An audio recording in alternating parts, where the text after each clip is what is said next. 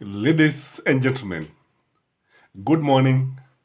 It is my hope that your week has started on well. Another beautiful Monday when Kenyans wake up to high cost of living. If there is one person who is giving Ruto sleepless nights, if there is one person who is making William Samoei Ruto to be a worried man, if there is one person who is making Ruto to have ad hoc meetings, it is Stephen Kalonzo Musyoka. William Samoei Ruto is on the campaign mode. William Samoei Ruto, in the name of Thanksgiving, he has hit the campaign trail for 2027. Kalonzo has already hit the ground also. Kalonzo is touring the country also. We are on a big hole for 2027 campaign. Kalonzo is forming the cabinet, the shadow cabinet. Kalonzo is the new king. Kalonzo is the king in the making. Stephen Kalonzo Musyoka is the man to watch in 2027. 2027 is coming out to be a two-horse race between William Samoei Ruto and Stephen Kalonzo Musyoka. It will be very, very interesting. Kwa sababu ukiangalia utaona kuwa hata kule kujaribu sasa, kwa sababu kile ambacho sasa Ruto anataka sasa ni kujaribu kuwa na the chairman of IBC and the three commissioners already, because he has advertised vacancies, is to have a chairman who is friendly. And this is where Kalonzo needs to be very careful. This is where Baba and Uhuru and all Azimio supporters need to take their eyes to the new chairman. Wahakikisha kwamba hakutakuwa na mtu kama Chebukati who will be Ruto's agent in IBC, because elections are not won on the election days. All elections is a process. Elections are won during the management, during the naming of the commissioners, the chairman. Kwa hivyo kile ambacho kinafaa kuangaliwa ni nani ambaye atachaguliwa hapa, and nothing should be left to chance. Ukiangalia utapata ya kwamba William Samoei Ruto is getting worried because of the foreign reasons. So if you're here for the first time, this is Skyman TV, the tallest man in Black Africa. Here we have followers all over the world, and it is very, very important because we can be able to tell the feelings of the people. The foreign reasons make William Samoei Ruto have sleepless nights. The first one is because Kalonzo is not divisive. You know, William Samoei Ruto is very divisive. When he's talking, he can say anything. He show a lot of disrespect. Na jana kama mliona kule Kitui walikuwa wakisema kwamba they have been trying to convince Kalonzo to join the government, and he refused. And this is unlike Kalonzo. Gachagua also said that they have tried all in vain.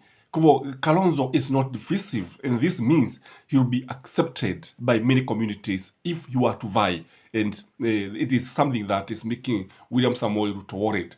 The other thing is because when you look at William Kalonzo, and when you look at not William Kalonzo, when you look at Stephen Kalonzo Musyoka, Stephen is gifted with the gift of the gab, is an orator, is somehow charismatic, and people like people who are bold. And if you look at Kalonzo Musyoka, he is becoming emboldened day by day. Jana wakati tulimwona akiwa Nyanza kule Kisumu, baada ya kuzuru eneo la Nyanza, tuliona kwamba ni mtu ambaye anaugwa mkono sana na watu, because you could see who is so in Nyanza supporting him. What we have is somebody who can talk fluently, somebody with a lot of foreign. The other thing is that Kalonzo is a monkey who knows the ways of the forest, and you cannot teach a monkey the ways of the forest. So William Samoei Ruto knows this, that Kalonzo has been in government, and he knows how elections are won and lost. He knows where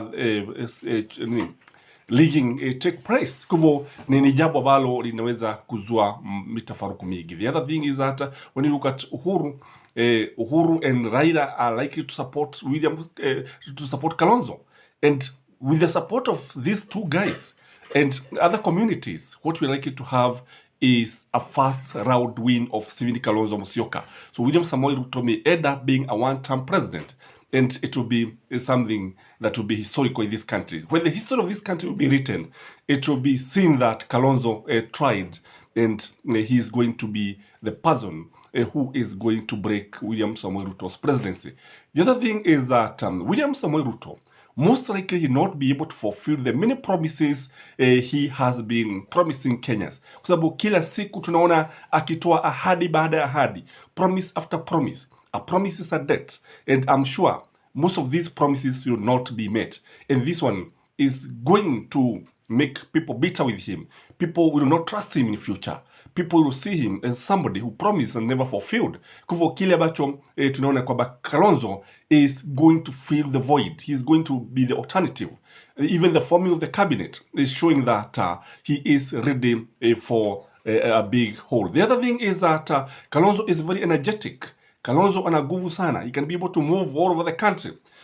See kama baba, unajua baba with the age advancing, he sometimes even some time you find that he's not able to move, and this one is acceptable. It's normal, and that is how you could say William Samoei Ruto in 2022 he could hold so many meetings compared to baba. Kwa hivyo kile ambacho tunaweza kusema ni kwamba this is something that William Samoei Ruto is worried about. The other thing is that when you look at the country, more than 50% are not with William Samoei Ruto. More than 50% see Raila as their president, including Uhuru Muigai Kenyatta. I don't know whether you see William Samoei Ruto as your president, where you are. Kwa sababu wengi kulingana vile ambavyo tunaona ni kwamba wengi wanamuona baba kama ndiye rais wao. Kwa hivyo this is something that is worrying William Samoei Ruto. The other thing is that the high cost of living is something that William Samoei Ruto need to be worried about.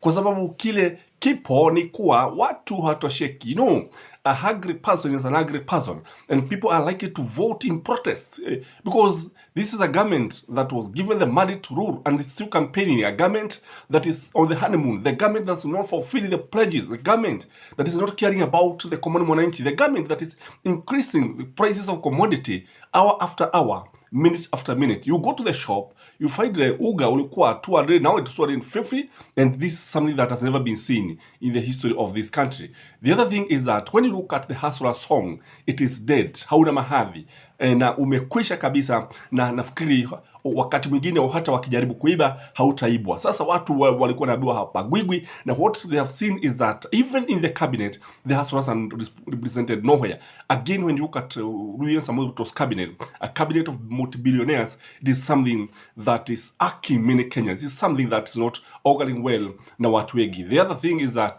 the wheelbarronomics will fail big time. Wheelbarronomics ni kule ambapo watu wanaambiwa wachukue vitroli waende wakatafute the daily bread, and they are told even to dig deeper into their pockets, whereas those pockets are not even there because they don't have clothes.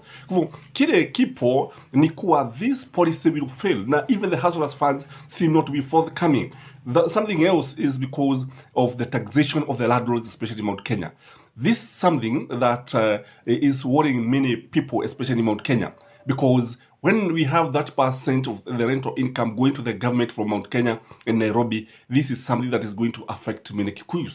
In this way, they are going to rebel. There's going to be a big rebellion from the Kikuyu nation, kwa sababu wao ndio ambao wataumia, because ukweli wabiwe ni kwamba in the fullness of time, the person who will suffer most is the person from the mountain. The person who will pay this tax is the tenant, and this tenant will come from Mount Kenya. So there's no way the game are going to finance the government alone, whereas the others are giving a partly contribution.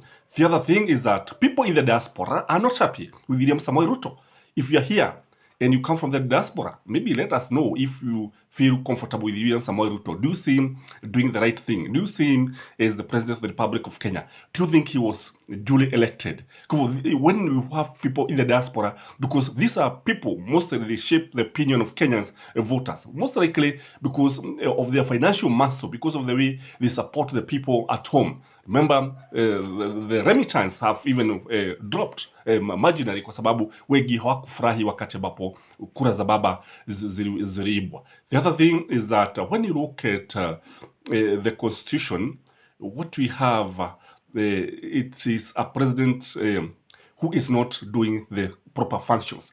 And again, kile ambacho tunaona ni kwamba tunaona hata akipuuza the Uhuru Legacy projects like ile barabara ya Maumau. Ni jambo ambalo limechogona watu wengi, ni jambo ambalo limewakasirisha watu wengi, and these are things that are making Kalonzo to be popular, and people are seeing him as the alternative. I don't know what you think, but that is my take. Gashis Kaiman, the tallest man in Black Africa. Have a blessed week. Bye-bye.